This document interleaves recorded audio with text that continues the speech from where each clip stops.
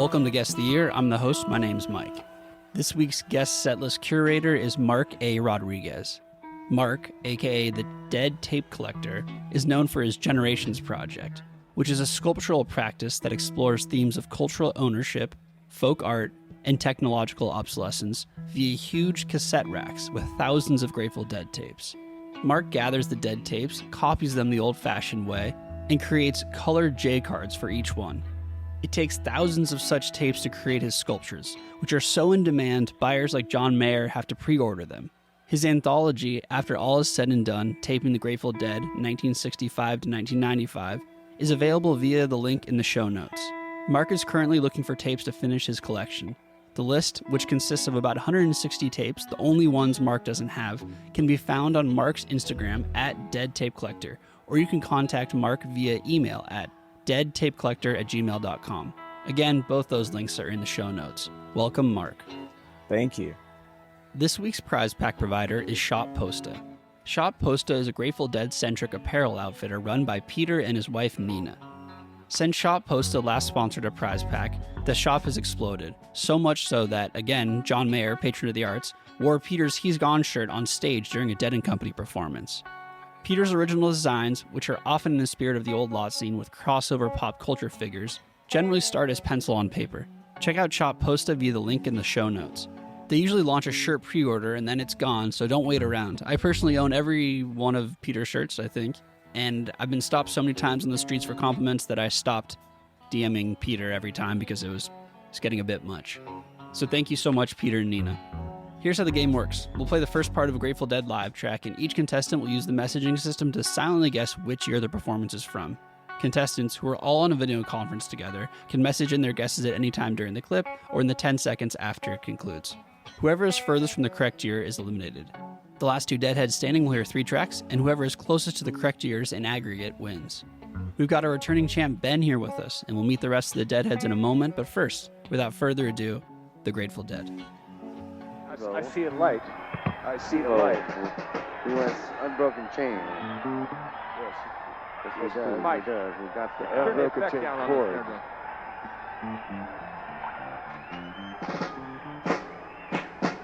Give me the leftover from Harry. Give Harry. me his leftover. Give us less return from the reverb unit, okay? Or whatever it is, the Omni Squasher, the Quadrupressor, or whatever the hell we're using on us locally. Like me now, right now, my voice. Are you doing unbroken first? Yes. Very nice. No, but the point is, Harry, we don't know when this much reverb on it. There's too much. It's too much. Excellent choice. It's filling up our return, you know what I mean? It's off. What am I hearing? What do you mean you don't know? Listen to it. There's still some reverb on there of some kind. Listen to it. Hello? Hello? Now it's drier. That's also more present. We're almost there. We're almost there.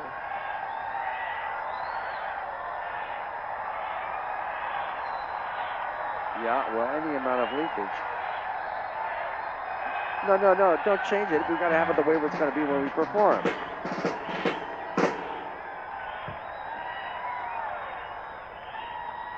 Don't get cute, Harry. You're not that fucking smart. All right, the guesses are in. That one on archive was called Steve Gets Chords Up, and it was at the Omni in Atlanta on March 29th, 1995. Mark, tell us about that pick. I wanted to track down this series of recordings that were made from their ear monitors. Tracking that down, I went through all the ear monitor recordings that are on archive. And there was one specific soundbite that I thought I would use, but this one felt like a good way to begin because they're kind of talking about what they're going to play first. And I wanted to kind of set the selections that I made into a kind of trajectory of like a show. So that seemed like a good beginning point and also kind of like the hardest soundbite first. So do you know how those recordings surfaced? So they got ear monitors that, are so they could converse with each other and also listen to each other. And it just so happened that the way that was broadcast was on a shortwave FM wavelength. So people could actually record the FM broadcast if they weren't even in the, stadium at the time. So it's just kind of one of those weird things where either it was recorded by a roadie, which is what archive says in some cases, but I believe that other people also picked it up on an FM signal. Sorry again, I tried to make it difficult. These guys are very good at this, and they all guessed 1995. They all got it. Wow. All right, we'll start with our returning champ, Ben, who's 42 from Bend, Oregon, by way of Boyertown, Pennsylvania. Ben, what gave it away? Just the references to Unbroken Chain is kind of what I went with for that one. Yeah, that was a cool track. Mike is 48 from Richmond, Virginia. Mike also guessed 95. Did you also hear them Jerry mention Unbroken Chain? Yeah, that's all it was. I heard Unbroken Chain, and they only played it in 95, so there was no other way to go with it. Also, my girlfriend and I were just talking about that show. She went to it, but didn't get in. She got a bunk ticket. So she had to wait outside, and all her friends went in, and they were freaking out. They were like, holy shit, so if the whole show is like this, I'm screwed, man. I got that one, but I'm fucked. It gets a little bit easier. Brett is 29 from Holland, Pennsylvania. Brett, anything you want to add here? No, you guys basically covered it in terms of the hints, the in-ear monitor kind of stuff.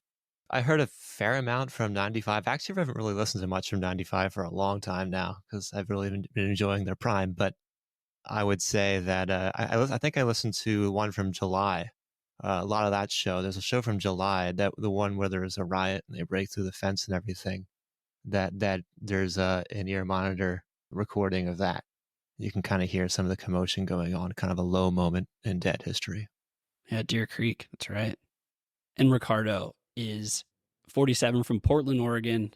Tell us about your 95 guess, Ricardo. Just like everybody else, it was the Unbroken Chain that gave it away. At first, I was like waiting for a song to come, and then I'm just like, what if, like, because I know they talked about playing Unbroken before they busted out in 95, and I was like, what is this, like a complete?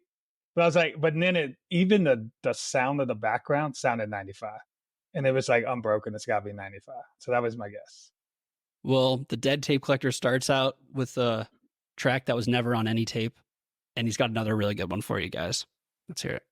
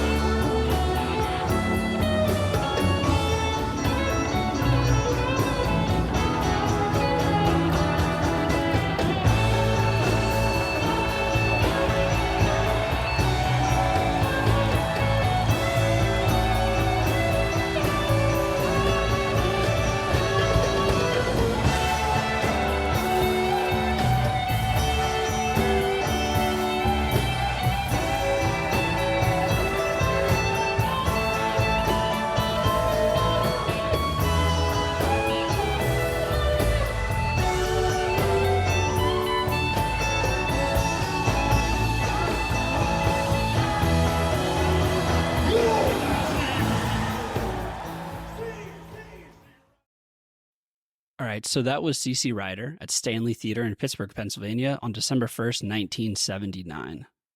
Mark, tell us about that CC Rider. Well, so that's the first CC Rider ever played. That show is like kind of amazing. Like the energy is quite phenomenal. It's probably one of the better, or probably one of the best CC Riders I've heard. That was a really good CC Rider. Thanks, Mark. There were two people who were equally close and are on to the next round. Mike and Brett both guessed 1981. Brett, we'll go to you. Tell us about 81. A lot of times when I'm thinking about this stuff, I'm listening to Bobby. I really listen to Bobby a lot. And I could hear his guitar, and it was so between 79 and 81. for some reason it was down to those two, and I just thought I thought CC was probably more common in 81, so that's why I went with that. But obviously, Mark, great version there of CC. So you cue in on Bobby even more than Jerry when you're trying to distinguish years. Yeah, because I kind of think about the size of the venues, and as you get it later into the 80s, the whole sound gets bigger, but Bobby's guitar gets very like firm and big, and that was the first Dead stuff I listened to, was like late 80s. It was Postcards of the Hanging, so I could hear Bobby's sound thinner. So it was either late 70s or early 80s with a thin Bobby sound. So that's how I think about it. Cool. And Mike, you also guessed 81. Yeah, I was kind of clued in on Bobby too. At first, my very first thought was 78. And then I was like, but I don't think CC Rider was played that early. So then I thought exactly what you thought. And I was like, 81 is what I remember the early version of that song being. So I went with, then I was like, but it sounds like 79 because I hear those keys, that plinkiness of the keys. And I was like, but I played it safer. I went on 81 side just because they played so much of it. They played that a lot then. Safe bet, playing the game. Well, Ricardo guessed 82, and he's on the next round because our defending champ, Ben, guessed 89. Ricardo, nice work. Tell us about 82. Well, I was going back and forth between 81 and 82. I forgot to even play CC Rider in 79, but that makes sense. But I knew it was early, but I was trying to get a little more Brent, less Bobby in that recording. But yeah, it was 81 or 82, and at the last minute, I went 82. You're on the next round. Nice pull. And Ben, 89. Yeah, that was a tough one. Definitely kicking myself a little bit. Just thinking at one point, like, man, were they even playing CC Rider at that point? But what I was cluing into was, definitely two drummers, listening for the keys, catching Brent, but they're like Jerry's tone kind of towards the end of that solo just reminded me of a couple shows from 89, just with that tone when he really gets up the neck there, and just kind of took me in that direction. And yeah, that was tough. Ben, do you have a definitive take on CC Rider? Oh man, I don't know what to say about CC Rider. Like, CC Rider's not my go-to, but there's a lot of tracks, there's a lot of versions in the early 80s where you can tell they're into it and they're feeling it, and Bobby's loving it, and yeah, it can bring a good time. So it's not go to the bathroom, and it's not run back from the bathroom. Exactly. Yeah, it's in that mid ground. Yeah. I like the early versions too. I just like, I'll just yell to it. Like when Bobby really goes crazy with it, I'll just like, Stacy. I'll just like really yell. I'll just go crazy with it. But yeah, it's the early versions that bring the energy. The one on the 81 Madison Square Garden release, that one is sick. Yep. That's what I was thinking of, kind of.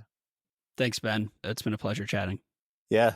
Looking forward to seeing where it goes. Good luck, everybody. And thanks, Mike, for making this happen, man. This is really awesome. It's an honor, yeah. Thanks, Ben. Thanks for playing. So Mike, Brett, and Ricardo are on to the next round. Let's hear Mark's third pick.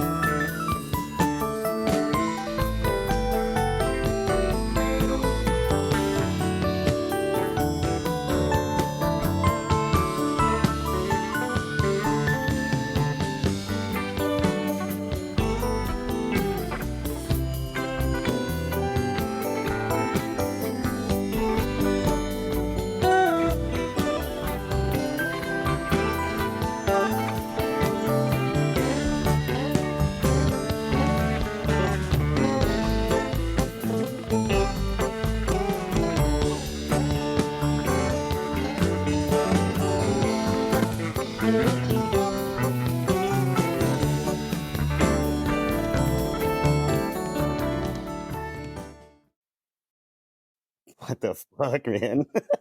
Where did you find that? Mark, man. Woo, what is that? That was like a hunt. That was a long hunt.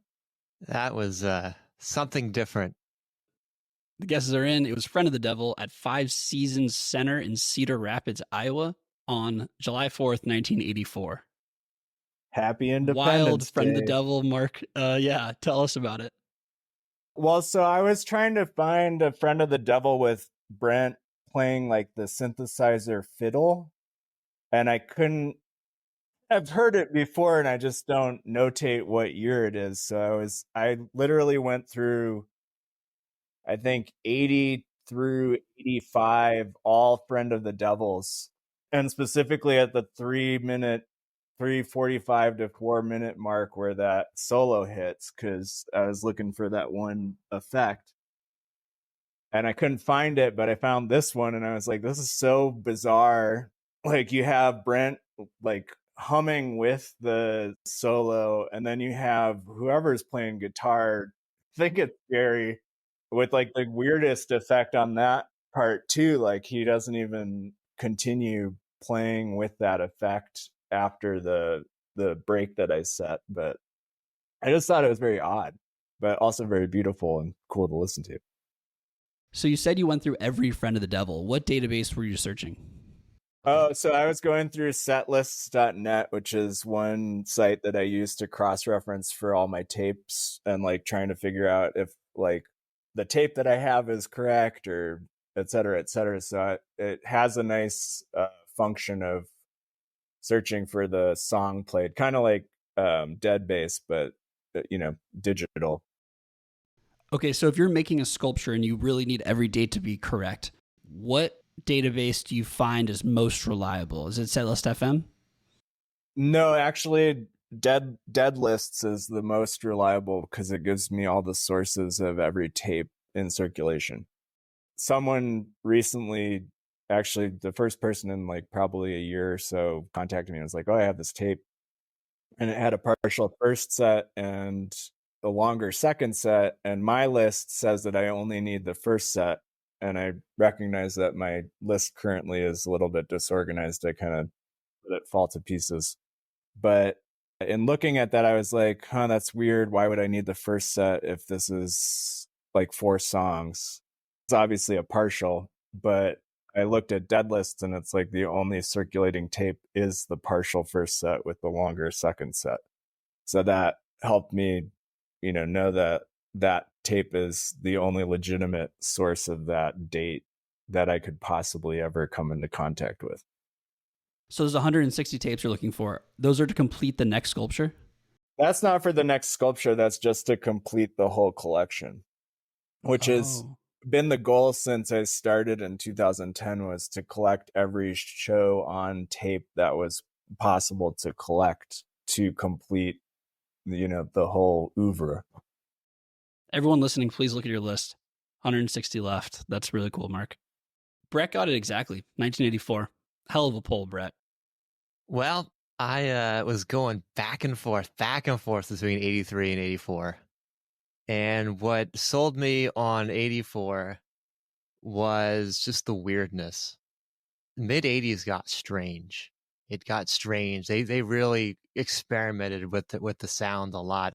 I mean, I've heard a lot of 84 songs, or a lot of 84 shows, but not far from all of them. But I just know I've heard some strange stuff. In Brent's keys actually this time was more it. Then you hear Bobby in there a bit with a little bit of a heavier rhythm, but nothing super solid that would come later on in the 80s. So just because it was such a curiosity, you're like, this belongs in 84. Yeah. Well, it could have been 83 too. It's just, I don't know. Something told me 84. Man, trust the gut. Nice work, Brett. Very cool. Mike is also on to the final because he guessed 79 and Ricardo guessed 76. So, Mike, did you think that was just very early Brent? I did, and I also thought he was going to fuck with us a little bit because I knew he was going to make it hard. I thought he might go back to back. Brent was so high up in the mix, kind of like he was when they first started him, in '79. So, but then my Achilles heel is mid '80s. I didn't have any in my collection really. I had heavy on the '70s and then late '80s into like early '90. But I just didn't have a lot of early '80s stuff, like especially '84. I think I had like 3 tapes from '84. Are there fewer mid '80s tapes in circulation, Mark? I will say that what Mike said kind of rings true to me in my experience, that the early '80s is a little bit of a absence in collections.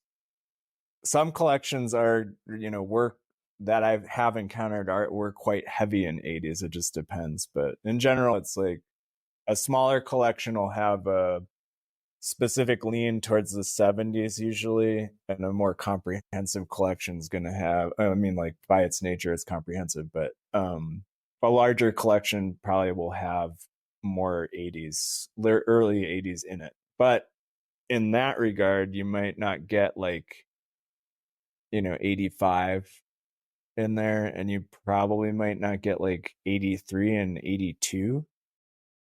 Yeah, now that you say it, 84 does seem to pop up a good amount. Ricardo, 76. My head was spinning on that one.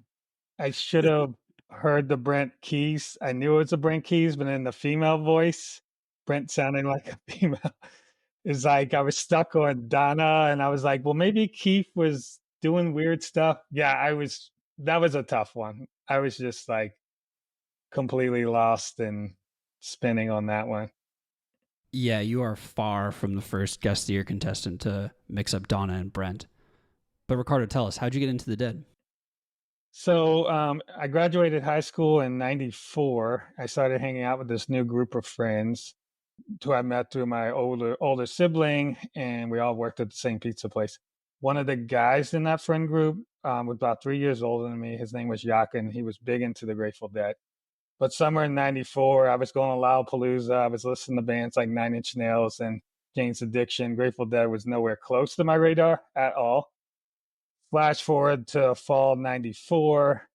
My friend James crashed at my house after we stayed up late closing the pizza shop. The next day, he's like, oh, yeah, I'm going to go see the Grateful Dead with Yakin. Didn't think much of it. Yakin showed up at my house to pick up James and was like, I got an extra ticket to the Grateful Dead. You want to come? And I said, yes.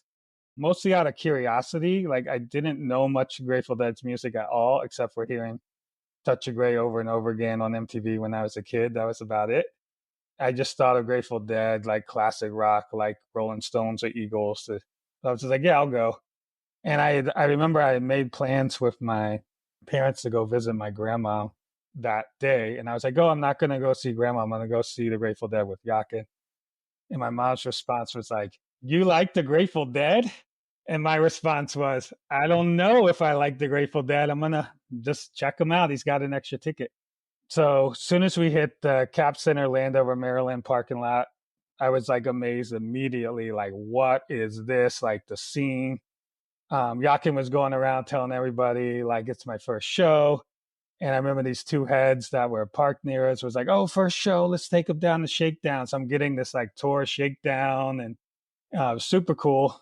Once we were in the show, Yakin was a spinner. So he was like straight into the hallways and the portals spinning. My other friend James was like ridiculously high on mushrooms, just like stuck at the seat, like big grin on his face, not moving. So I just like wandered the venue, checking it all in, and my mind was blown. Definitely a once in a lifetime opportunity to find myself at a Grateful Dead show, not having any preconceived ideas of what to expect. I never even heard the term jam band at that point. I didn't know what a jam band was, and was on the bus ever since. I guess after that, I got obsessed with the Grateful Dead. I was buying every CD that I could get a hold of. I was picking up issues of Relics. By the time I saw my second show in '95, I knew the music really well.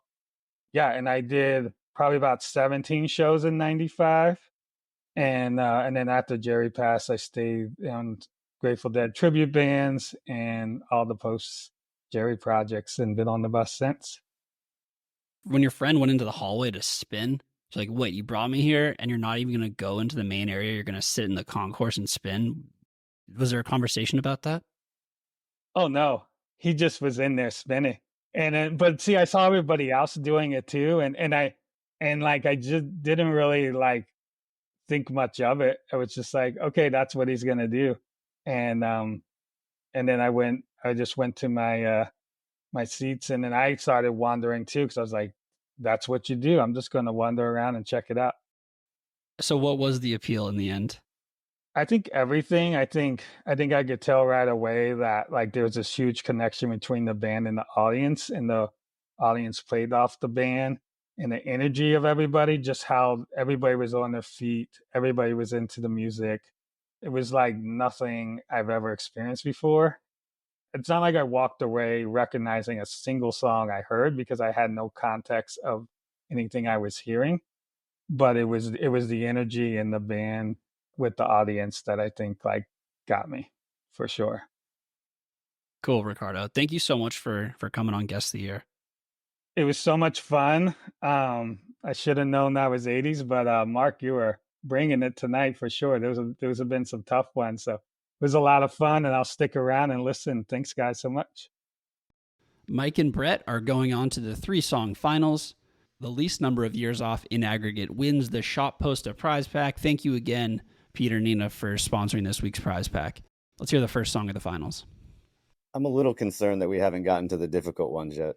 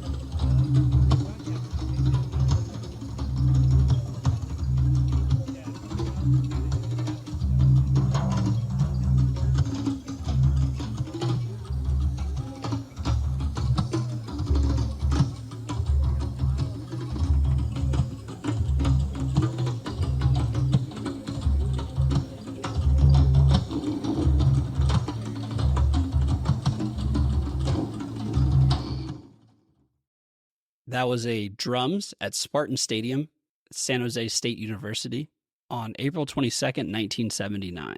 Tell us about that drums, Mark. So that drums, kind of like the CC Rider shows, a first, but for the equipment used, it's the first show reportedly where the Beast appeared in concert. So I also thought it kind of sounded a little bit more 80s leaning, so I kind of thought it might be tricky, but in the background you can hear Jerry be like, "Get around the Beast," which I thought was kind of interesting, but that might slide by pretty easily.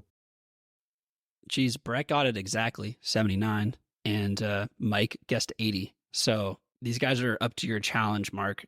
Brett, tell us about that 79 pull. That's legendary. I was thinking Egypt. I could hear that theme in there from Olin Argid, and that drumming was still in there. So I'm like, and then I could hear a bit of that. There was a bit of an extra sort of sound in there as well. So I figure it was because there were some early, of course, drums in '78 that had that theme very just they would kind of just go into that for a bit. But I heard sort of that additional sound in there. I didn't catch the Beast thing in there. I actually didn't even really know about that, to be honest. So interesting to find out about that. Do you go back to those Egypt shows? I know there's people a lot of different takes on them and the quality of the shows versus the spectacle. Yeah, I went through the entire '78 year recently, and the first couple Egypt shows are unlistenable. I tried to get through them. It's just, yeah, this is horrible. But the last one they nailed. It's great. It's just they didn't have their sound system. They had to make do with what they had, and you do what you can. But I mean, the last one, I guess they got it right, so or right enough to deliver a great show. So give the prize to Mike. This guy doesn't like Egypt.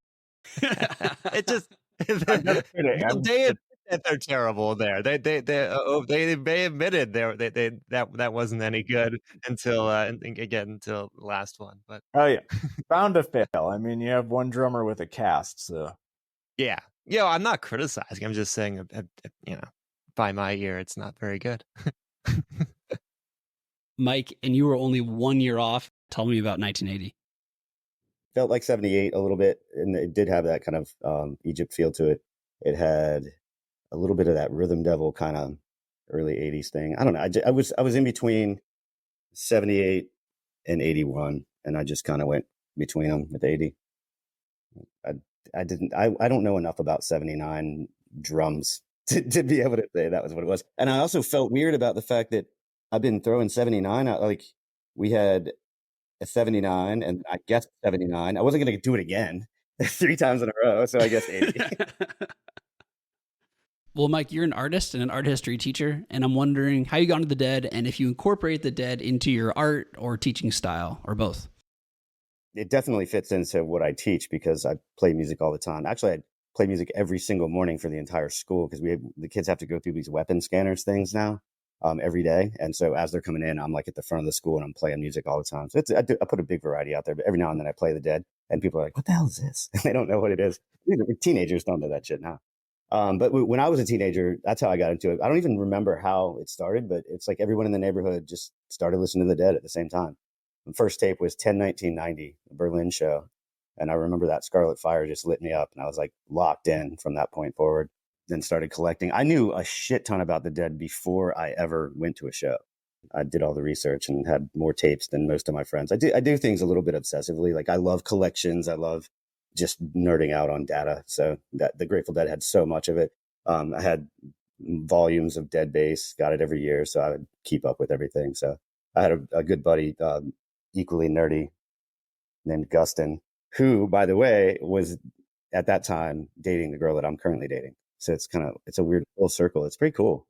And she's been helping me study for these things, and she's really good. She could compete on this show. She's good. So anyway, yeah, I mean, it just became a thing, and I wrote it through the whole. I've always been a Deadhead. I don't think you can not be once you start that, right? It's like if you love the Dead, you're going to be a Deadhead for forever. I think. I just love the culture more than anything. The first show that I went to was at I can't remember which one it was, if it was Dean Dome 93 or if it was the Jerry show at Hampton. But once I got around those people in that lot, I was like, these are my people, man. This the acceptance and I don't know, just the kindness of it all. I loved it. Then I started quickly, I was like, this is awesome. These people are making all this money, doing all these cool things. And I was an artist. So I started making tape covers, which is kind of interesting because currently I'm a photographer also. And the guy not last week, but 2 weeks ago was the photographer who photographed all of the images that I was drawing on these tape covers. And now here we are with an artist who makes work out of tape collect. And it's just really cool to be a part of this thing. So I appreciate you bringing me on. The great Bob Mencken. Yeah. Yeah, it's just great to have you on the same time as Mark here, Mike. And Mark, actually, I'm wondering, that reminded me, when you are placing tapes on this wall of several thousand tapes, how do you decide where to put each tape? Is it aesthetics of the J card? Is it chronology? Yeah. Well, chronology rules supreme always. So everything is chronologically ordered. As far as the J card, if I'm selecting tapes that already exist, I try to think of how everything's working together, but I won't know until the end. So it's a little bit of a mystery until I kind of complete that whole thing. But then I make J cards myself, and I usually pick out a palette based off of paper options, and then I kind of think about a theme I want to approach, and I usually make clip art manually, kind of Xerox style. And it's kind of, I mean, this you can't see usually. You can only see the spine, so you don't see the other part of the artwork that I'm making there. But it's a little bit leaving most of that up to chance. I think there's only been one color scheme I was like, oh, this is like a little bit obnoxious, but in general, I kind of dialed it in so that like I'm not taking too many risks with like that sort of thing. So I try and not be ostentatious. Like I could choose like a bunch of J cards that are just like very vibrant, but then you have to think of their placement in this weird grid, and like if they end up being next to each other because of the chronology, which I can't really predict, then they might bring in too much visual attention. So like, there's any number of things that can happen during the process, and then even afterwards sometimes I end up replacing certain tapes if it doesn't look right. Mike, what was your J card aesthetic? Mine were on white cardstock, all hand drawn by me. The fronts of them, there were maybe one or two, I think, that someone had given me that I hadn't replaced yet, but most of them were all done by me. If I got tapes from somebody else, I would replace the J card immediately. What about it made you want to throw away someone else's J card and put your own stamp on it? Did you enjoy the process, or did you want the end result? Being an artist, you want your hands on it. You want to make sure that it's yours. I mean, I did honestly believe that collection of tapes was a work of art. I didn't see it aesthetically as a work of art all the way, not the way that you do, Mark, because I wasn't thinking like that yet. I was just a teenager. I hadn't developed as an artist yet. I didn't know what that meant. I didn't know how to think all that well. I could draw anything you put in front of me. I could draw it and make it look realistic, but I wasn't on that level yet. That it took me a little while to get there. But yeah, I mean, I did look at it and think that it was a work of art, and I wanted to control it and make sure that it looked the way I wanted it to. I think the same, like when I was collecting tapes, I mean, I don't think I was as rigorous as you were, Mike, but especially not till later. I think as an artist, like you have to develop a lot of patience first and foremost to like get through to, completing what it is you set for yourself. But, I think tape trading in the mid 90s, at that time, there were so many weird like 8-bit or 16-bit templates available per download that you could use, and if you had a color printer it would make it look really snazzy. But I was really obsessed with like Rick Griffin's like text on his posters. So like my tapes, I think one of them might be in the book actually. It's like this crazy like illegible script that I ripped from him, and it just like I was so proud of that. But it's like looking back on it, it's like, oh, this is like awful stuff. But that's what I would do. That's how I would make those my own, I guess. Yeah, while we're on this topic, Mark, I'm wondering how you went from being a tape collector to realizing that when arranged a certain way, tapes could be incredibly evocative and truly a work of art. How did that evolution occur?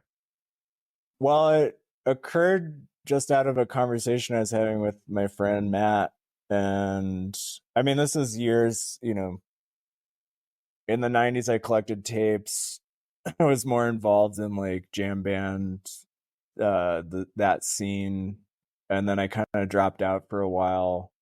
And I kind of feel like in terms of like the trajectory of Grateful Dead, like today you look at the Grateful Dead and it's like such a, their legacy is like almost like pop at this point. It's kind of interesting to see that happen as a result of like 2015 and Fare Thee Well, and that momentum kind of exploding out from that. But like, in 2010, I feel like the Grateful Dead scene was like pretty sleepy, although there's like still a bunch of deadheads around. Like it kind of was like, I don't think underground's like a good term, but it definitely was like still more subcultural than I think it is today.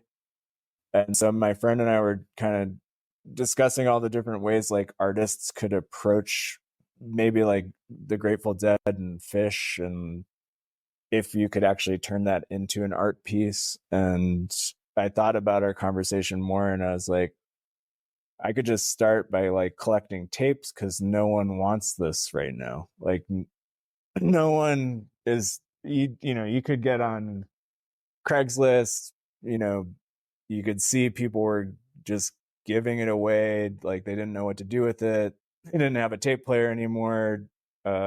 Technology had replaced the audio cassette at that point, and the fact that the subculture was a little bit sleepy, I feel like it was just like an opportune time to gather tapes, basically gather material.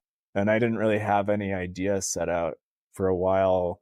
I think until like 2015, actually. I was like, okay, I kind of can see a way to work with like all this stuff I've accumulated.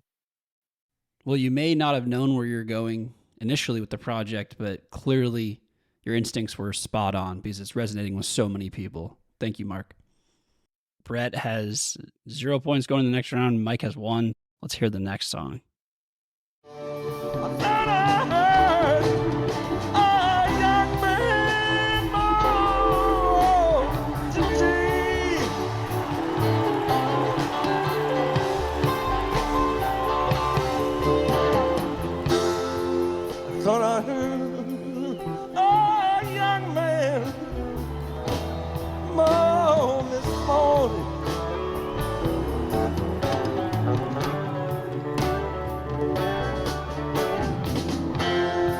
I walk you out in the morning to today.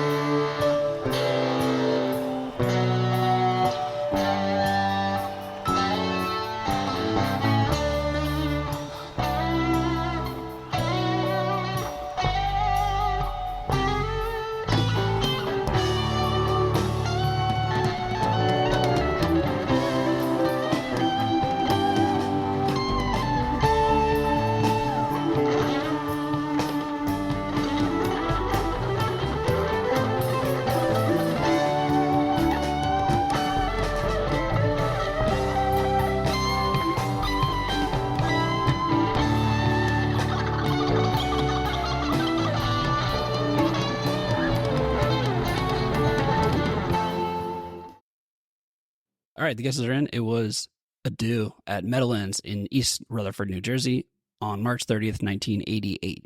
Mark.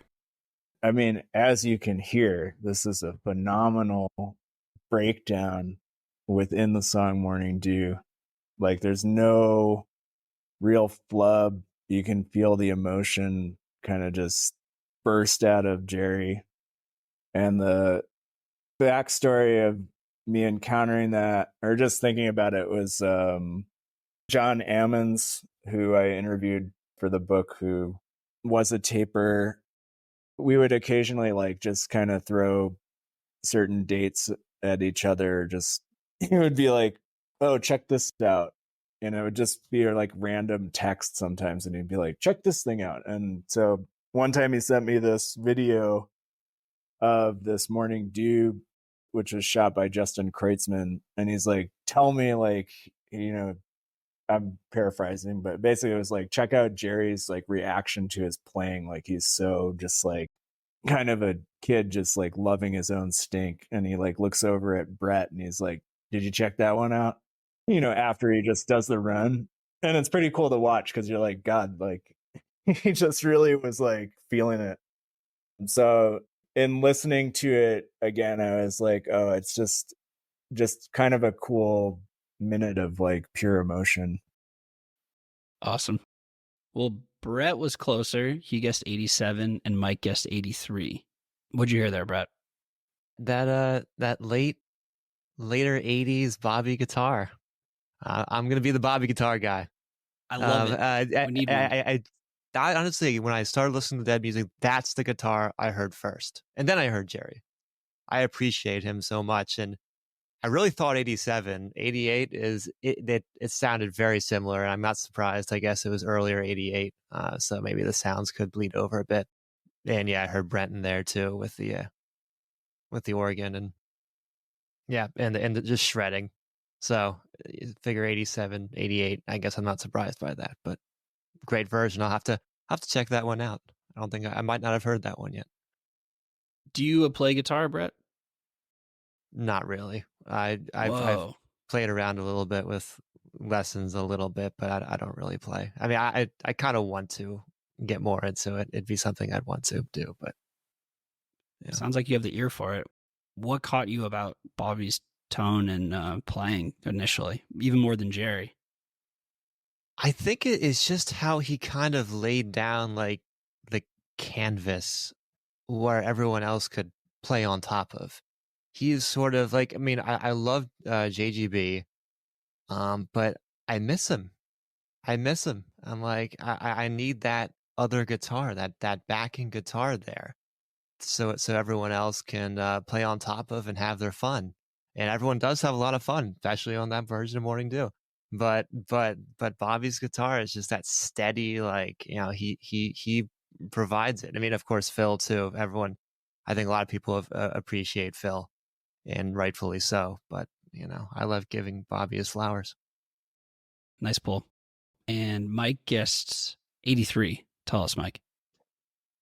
I don't know, man. I got lost there for a minute. It was beautiful, though. I mean, the recording was so clean. I loved it. I wrote down 86 at first because it was like 86, 7, 8, that realm for me.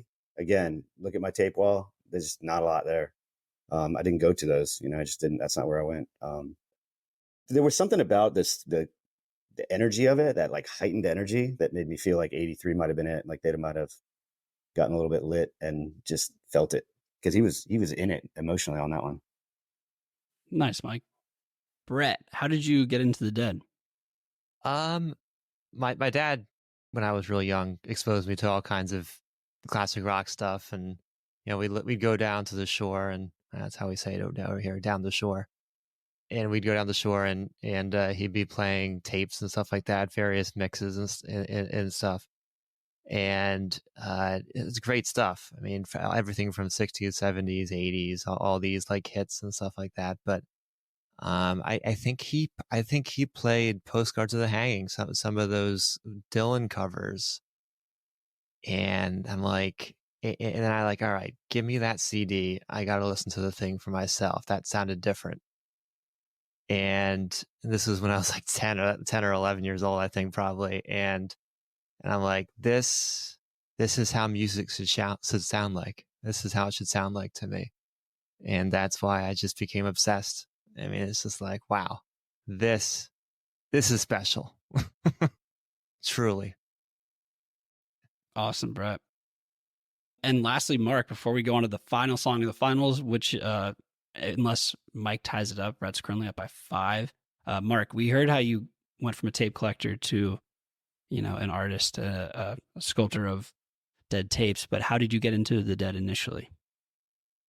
I mean, I was always, you know, my mom had a huge record collection, mostly of like, you know, late 60s era bands. And, you know, I would cruise through that collection. And at some point, it was like, what else? Like, what else is there? And I think I just randomly got some CDs from like, I think like BMG or something. I think it was like Skeleton, and it wasn't Skeletons in the Closet. It was a Long Strange Trip, which is like an odd double CD. And I'm trying to think of when I got into tapes. Probably around the same time that I kind of got into Fish, was like that, you know, like that allowed me connections to people that had those two types of bands on tape. And then that kind of like widened the breadth a little bit. In your book, After All Is Said and Done, Taping the Grateful Dead, 1965 to 1995, when did you decide, and what was the inspiration behind turning your sculptures into a book that, you know, everyone could enjoy? I think, you know, kind of feeling this responsibility to somehow broadcast and share these collections somehow was always a desire. And I think at some point, I think it was like 2016 or 2017, I was like, oh, I think I can actually like propose this as like a legitimate project to a legitimate publisher. And it felt like a good thing to me to do.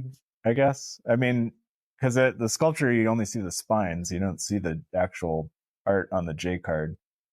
And I have like scans of every single tape that goes into every single sculpture. So it's like, around 3,000 tapes per sculpture, and there's 9 sculptures. So it's 27,000 plus scans of like all these J cards. I would love to put out like a volume for each gen sculpture, but it would be a design nightmare and also be like, 3 inches thick or something. But, the book was like kind of the best I could do with, what's available. And then also it offered me an opportunity to kind of do the interviews, which I'm really proud of.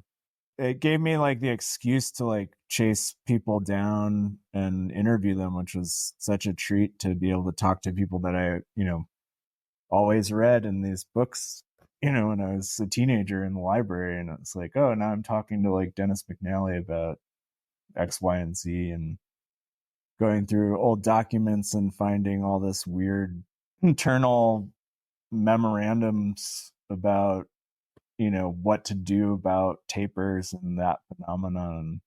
I thought it was just interesting to be able to like edit that into some kind of digestible form and share it with everyone.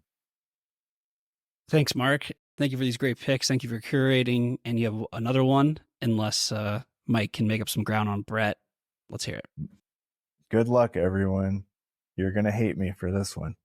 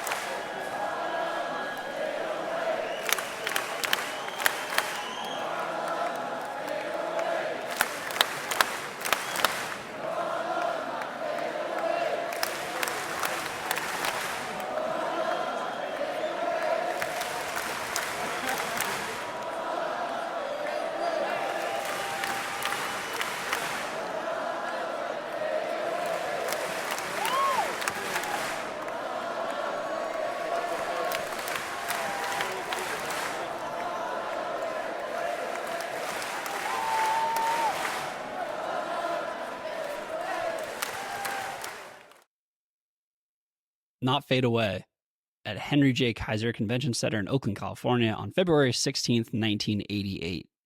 Mark, why did you want to feature the fan-led outro of Fade Away, and why that one? Well, to be a total asshole, obviously. But I was just trying to find like, what are these moments where like, you know what it is, but you can't it's hard to really locate a time period. And I don't know, I've always just loved that when Not Fade Away goes into the encore and the audience is just so like pumped, and you hear the clapping seals just do the the beat, and it goes off, and it just like, this isn't like the best example of it, and I wasn't really doing my due diligence, but it's like the clap just goes like, it's like a echo. And it's like this really crazy thing to listen to if you kind of try and lose yourself in it. So cool. Another 88, and Brett guessed 89, and Mike guessed 93. So Brett's the new champ of Guest of the Year. Congrats, Brett. Very impressive showing it from top to bottom. What were you hearing there? I just went with something that I kind of knew. I was thinking 4th of July, 89. I knew they ended with Not Fade Away, and I knew that there was an awesome clap, clap, clap, Not Fade Away at the end. So I figured it was probably relatively close enough to that. Like Mark let on, there's been a lot of those. So I figured it was somewhere in the late 80s. Yeah, what was the range you put on it? As soon as you heard what was going on, what was the range it could have been in your mind? Probably 87, 90. That's automatically where it was to me. Why not the 90s? I would have included 1990 as well, but I felt like there was that energy with Brent that, I don't know, maybe it wasn't as much as you went further on into the 90s.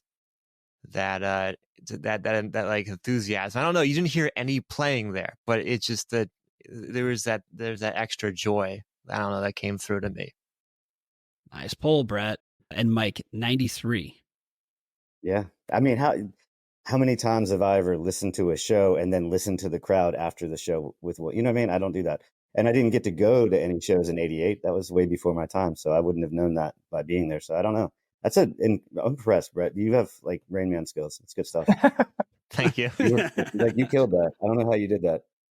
I'm a little obsessed. Yeah, you're going to be a force on Guest of the Year. I can feel it. I'm excited to have you back again. And Mark, thank you for the very eclectic set list. It was super cool. Mike, do you mind if I plug somebody real quick? Of course. There's this one, because I don't want to leave before I do it. Just because I know the audience here is so great. But a buddy of mine, Chuck, has this company that he works so hard at. It's called 4 Direction Boutique. Really good stuff. I mean, he does a lot of work for like String Cheese, and he's got, I've seen Wavy Gravy wearing one of his shirts and stuff like that. So he's got the name out there, but I would love for him to blow up and have even more because of this show. Because you guys, you do a great job. I know that, like, I'm wearing one of the Section 119s because of this show. Like the things that you throw out there, I love. So I appreciate Thanks, that. Mike. Well, send me that link and I'll put it in the show notes so everyone can click to it. And that's really nice of you to say. Appreciate it, man. Also in the show notes, all of Mark's links, including his list and his book and his website and Instagram, Dead Tape Collector. Thank you, Mark. Thank you. It was a pleasure. And thanks, guys, for putting up with these weirdo selects. All right. Thanks, everyone. And thank you so much for listening. For all the show links, including our YouTube channel, go to guesttheyear.net. And if you want to be a contestant on the show, sponsor the show, or make comments and ask questions, email us at info@guesttheyear.net.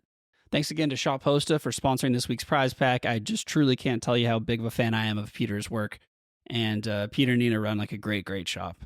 Again, check out their website, links in the show notes and their Instagram, so you can see all the past designs. So you can see I'm not just blowing smoke here. And again, don't wait around when the drop happens because, yeah, usually it's just gone afterwards. Unless it's like, I think they brought back the He's Gone shirt after, they sold God knows how many of them after Mayer wore it because, I was on Facebook and they were ripping it off. That's how in demand it was. So, and if you're not on Instagram, first of all, God bless you. And second, you can sign up for email notifications about Shop Posta's next drop so you can still stay up to date. Excited to see what they do next. Thanks again. And shout out to Dylan for drawing the posters and James and Jack for helping out behind the scenes. Thanks to Knob for suggesting Mark here as a curator. Appreciate that. Thanks so much for listening. Thanks to the Amazing Tapers, whose recordings made the show possible. Big congratulations to Brett, our new Bobby expert, and to other contestants. Thanks for playing. And remember, it's all one song anyway. And I bid you good night, good night, good night. And I bid you good night, good night, good night.